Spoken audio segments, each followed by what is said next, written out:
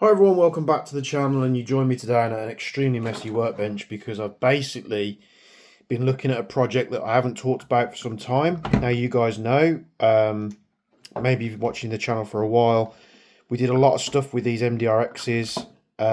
My initial good one that I had, I ended up selling, and then this one was a customer's that I'd been talking to that had been having some issues, and I ended up buying it off him because I knew at some stage I was going to make this thing HPA. So during the course of me working on this gun, Silverback have done many things because this project, I mean, I haven't looked at it since like January, February time this year because there were certain things going on. So I don't know if you remember, I don't know if we got that far that we shortened the front end on this. So we'd done a custom shortened barrel on it, outer barrel that is, and then I've literally just this second put the inner barrel, because the inner barrel used to stick out, shove the inner barrel on the lathe, turn that down so it's the correct length, and we basically shortened the front end because we were going to build our own micron. So there was a 3D printed front end for it, which if I spot it in the room I'll show you. So it was a 3D printed front end. You bought the files online, make it yourself. It was in a grey colour, I can't see it at the moment. And then, of course, Silverback went and released the micron front ends, which is this thing here. So this thing will go on the front here. We have an extremely short barrel, but because it's a bullpup, we've still got quite a significantly long barrel for it. So during that time, I wanted to make it HPA. And then I believe last time I did videos on this, I was talking about the hardships of just putting an engine. You know, you got these engine conversions. There was a guy that was selling these engine brackets. So managed to get the files for that. It was a semi-only version because you couldn't literally it wasn't as easy as just plugging in the ribbon cables and having a selector there, which I'll get to in just a moment. Now, the files for the chassis to hold the F2, or I think he did it, I'm sure he did it for an F2, they weren't quite right, so I was having a lot of fitment issues. So I bought online a file where you could buy like a 3D model of an F2 so you can create your own conversions. I gave that to Thor. I was like, Thor, can you make this work? He did his wizardry on it, made this new chassis. So the old one, I think was this one. No, this is one of the new ones. And it fits perfectly, so happy days. And that had been done. I'd sorted all the parts. We were looking at, making this thing HPA, which I can't remember one of the last videos I was checking all these wires, checking the signals off them, seeing what I needed to do, because this was I think this was the Select Fire board. And through my travels and research, stumbled upon a guy that had already gone down this path. Started speaking with him, asked him if he could make me like a wiring conversion kit. And the whole problem that you have is the MDR has a Hall effect sensor. So it's like a magnetically tripped sensor, for those that want it in layman's terms. As the magnet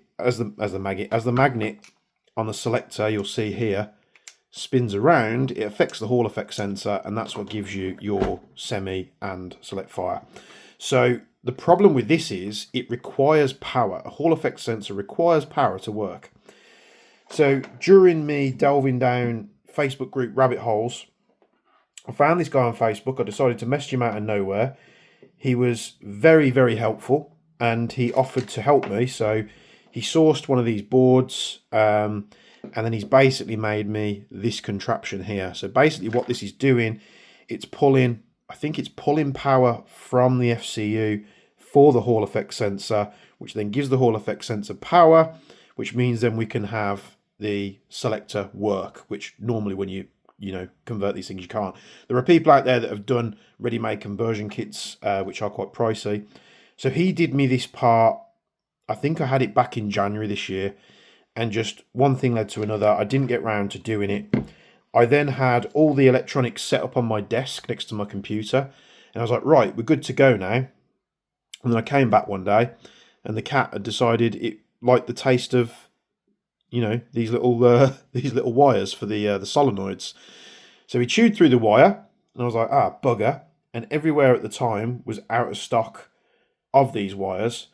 So I think I ended up ordering these from like High Kappa Hub here in the UK, which took a while because I had to wait for them to come in stock. Bought them through there. Envelope turns up, I put it on the side, and I just completely forgot about this project. We've obviously been doing loads of reviews on gas blowbacks. We've been doing a lot of manufacturing, which is apparent now. Everyone knows we released the Impact. So I'm literally just messing around here now, getting this thing ready to go. So I've got the new 3D printed clamshell to hold the F2. That's installed. We've got the new wires on the solenoids. That's installed. We took the Select 5 board, ran that through. It goes to the board that Matthew has made me. And then we just plug all that in. So the board goes into the first one. You've got another one which has one singular yellow wire, which goes to the FCU, I think, to draw power for the Hall effect sensor. We've then got our normal data cable, which comes out of this as well, and our two solenoid cables. And then the data cable goes into the FCU. The only other thing I've had to do, which I'll show you now, is I had to flip the selectors because I was getting full auto in semi and semi-auto in full.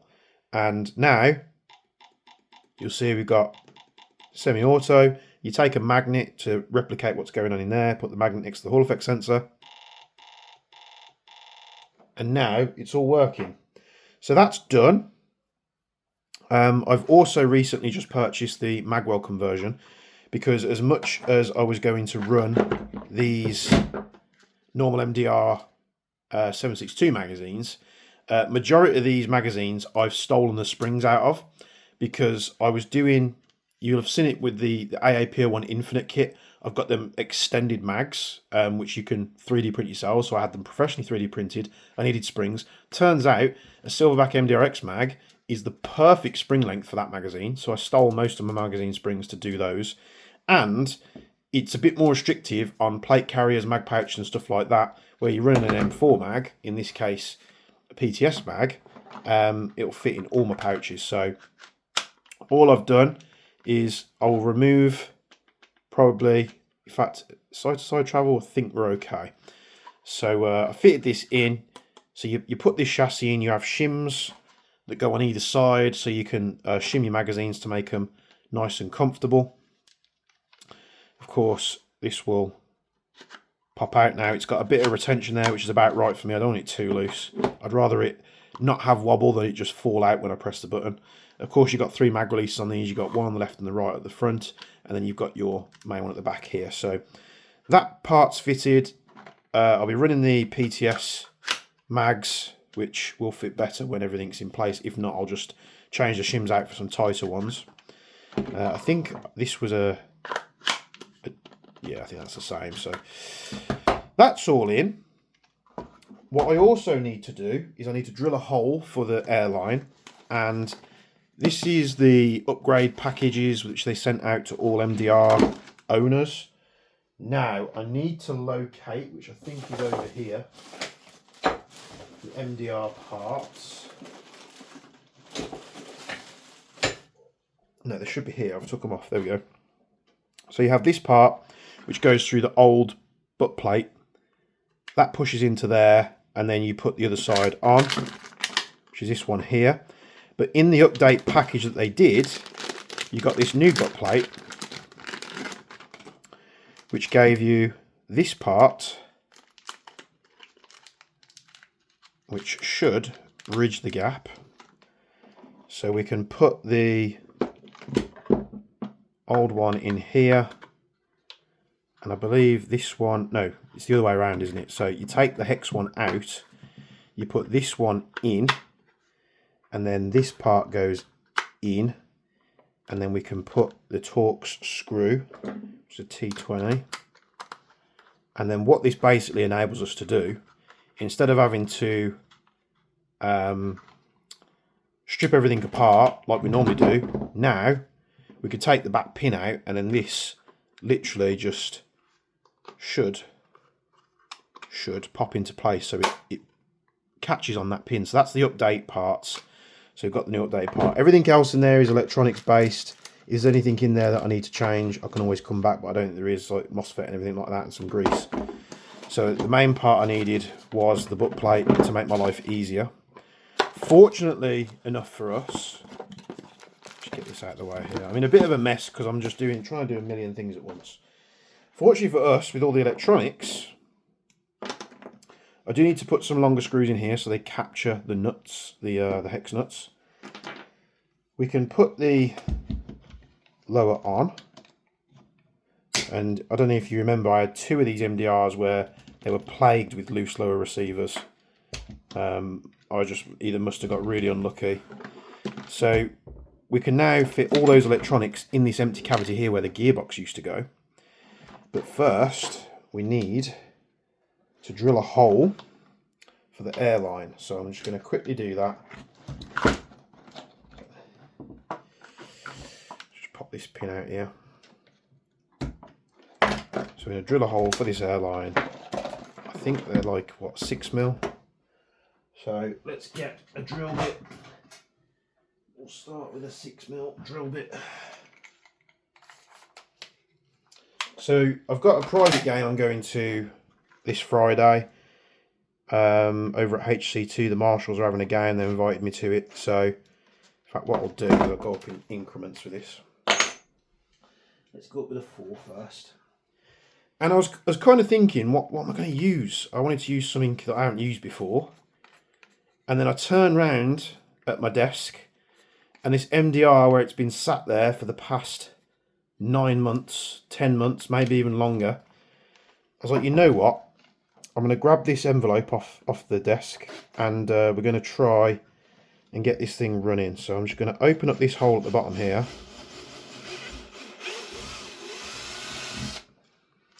I might need bigger than a 6mm, but we'll get to that. And if I can run this, because I think this will be a superb little HPA nugget, especially with it being bullpup to run in CQB. We're going to try and make this thing quiet as well.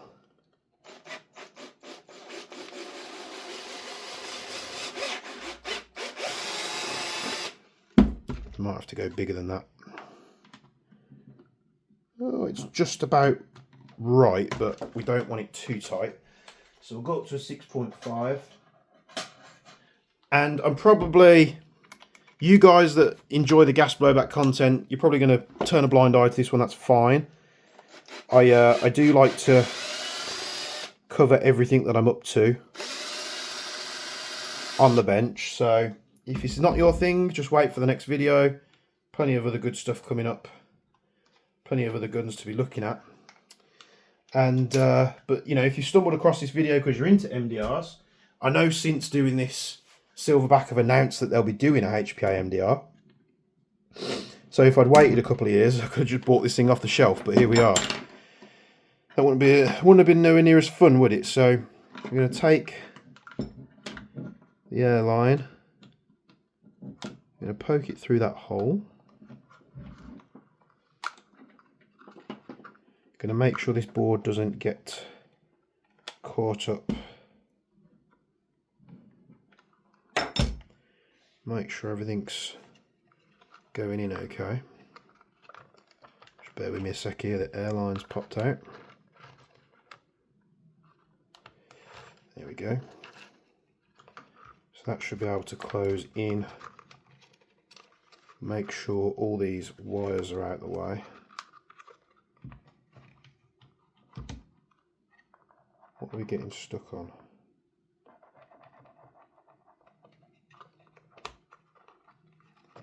I think it's just the airline. I think the airline's just scuppering us there. Apologies, it's out of shot, but I'm literally just closing this up. All these wires are a tad long, so I'll of course clean this up in due time. But I'm actually interested to see if this thing actually works. So we've got tons of space in there. I can clean all this up and put it in here, and then we can just have a battery connector coming out. I've still got to put all the brackets in the top here. I've got to find that stuff as well. So that's all together. We've got a battery in there. Let's test it. So we've got safe, semi. I'm sure we could get this trigger a bit better because it's quite loose. And there we go. So that's all on there. We'll have a Micron handguard on the front here. And then we're going to be having an STFU suppressor. Do I have one? I've actually got an end cap here, so got one of the test units, which is why it looks a little bit rough. So we'll have an STFU on here, which should go nicely. We probably won't be able to run all the suppression that we want because indoors we're going to benefit from having a tracer. But the STFU just perfectly sits in this handguard. So we've got a nice chunky can on it. I'll probably change the red dot. The blanking plates are as simple as whacking them on the sides like this. It goes that way. So I need longer screws there. That's the old mag release for the big mags. And then when this is all said and done, the wires will be in the back. You got your PTS EPM mag, it goes in there. Actually sits quite nice. I think the kit does come with some shims to shim out the feed tube. I think that's what those shims are for. Makes sense. I suppose what we could do, in fact no, we'll save that. So got our little MDR ready to go. So this suppressor's not the one that we'll use, but we'll put like an M-Lock light on there or something, maybe a better optic. And all I'm going to do is I'm going to go and grab a tank and a regulator so we can test this thing and see if it actually feeds and functions. Because if it does, we're on to a winner and we can perhaps use this coming Friday. So bear with me just a moment. Right, got one of these little ballistic HPA fittings, that's what I'm trying to say. That can go on there.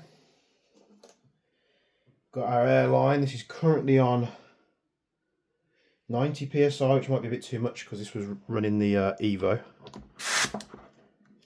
No leaks, which is good. This HPA engine has never been used, so it's safe. It's going to sound daft because we've got no foam in this suppressor. So we could just take this off for now, because this is an empty can. It's probably going to be a bit too overpowered. So I've got some 2.5s in an EPM mag, and set the Chronos 2.5s. We're going to see if this thing feeds and if it works. So here we go. First shot. Bang on a jewel.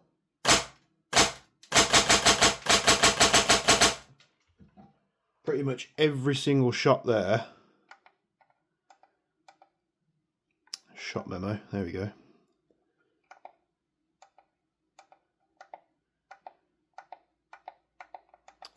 Why is it not working? But yeah, every shot that came out of it was literally 1.04, 1.05 joules. So we're good on the power where it is. I don't have to mess with it. Feeds fine on semi-auto, but will it feed fine on the other setting?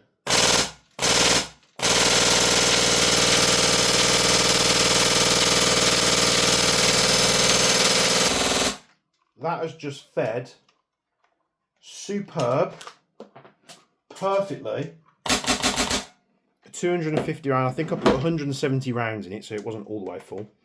But that just fed perfectly. Didn't hear too many skips. In fact, I didn't hear any skips at all, but you watching the video might have heard more on that. So we are very close to just literally being able to put this to one side.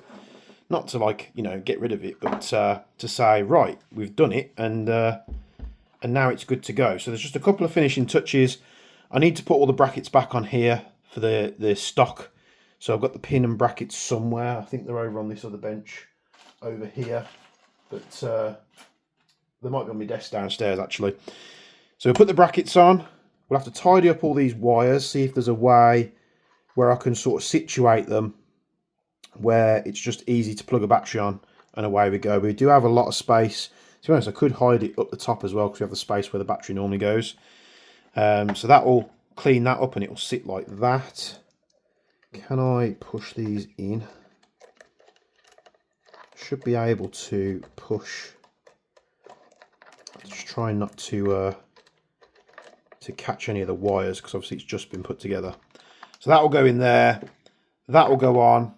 Be nice and quick and easy to access. Just one pin. I'll get a another one of the STFU test units which has got foam in. I've got one that I use in my M2W9 and my Evo, which is got pretty much most of the foam in. Then the last few baffles I've just used the wide ones, and I can just pop a tracer in there. So this thing's going to be quiet. For the barrel length that it has, it is extremely short. I would even say this is shorter to wield than my Evo. So if you're looking forward to some gas blowback content, fear not. There's a gameplay coming up where I use the KS1. And in that video, I also used my HPA Evo, which wasn't quite as quiet as my MTW9. I think these shims are going to be okay. I might go a little bit tighter. I mean, it seemed okay. We just got a bit of side wobble, which I'm not sure if we can move that out. So I can try the other shims, but there we go. Another project that I'm bringing to a close. So hope you enjoyed it. Just be mindful that if you're asking me a ton of questions on this in the comments, I know nothing about this electronic system. It's literally a guy that's much cleverer than me. I found him on Facebook through like the Facebook groups for the MDR. I asked him if he could do it. I also was very apologetic because I haven't spoke to him. We haven't spoke to each other in a while, so I need to pay him for his time on that because he did give me a price, and then we haven't spoke since. So I'll get him settled up. That's all done. I need to condense all that down. The only problem with this setup is the ribbon cables from the trigger boards on the MDR are very short. So that could have been done with being like another 3 or 4 inches longer. And then I could have really like wrapped all the wires up and maybe heat shrunk them to keep them all together and made it tidy in there. So, but it's not a problem. The only downside is if we do want to split the upper and lower receivers, the airline where I've got it coming out here, you just have to take the adapter off and put it off. So I won't keep waffling now. There is the HPA MDRX, which is from Silverback. You've got the Polestar F2 engine in there. Custom electronics, so the selectors work. I do want to buff out this trigger because you've got all this empty space in the trigger, which I think we just need to elongate the step on the trigger a little bit so the trigger's right there rather than it being all the way back here. It's not the end of the world, but thanks for tuning in as always. Something a little bit different for you all. And there we go. Normal GVR content to resume soon, as and when I get to it. Very busy with manufacturing at the moment. The new Jaeger impacts are due very, very soon as well. So keep an eye out for that. Thank you for watching. Hope you enjoyed the video. Like and subscribe if you think I've done a good job or kept you entertained for 20-25 minutes. And as always, check out the link in the description for the Jaeger Discord. And from me and Bench, we'll be seeing you in the next one.